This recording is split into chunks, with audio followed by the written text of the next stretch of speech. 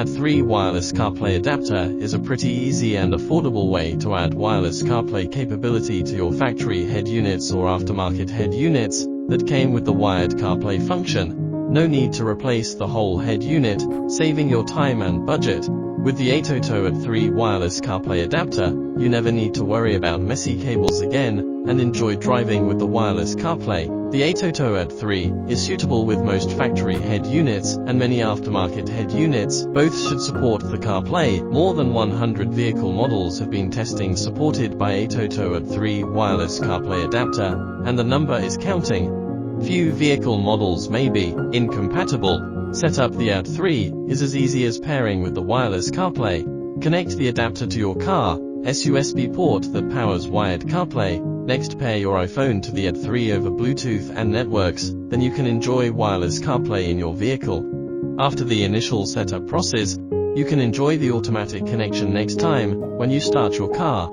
No need to take your phone out of your pocket and start driving directly with wireless CarPlay performed.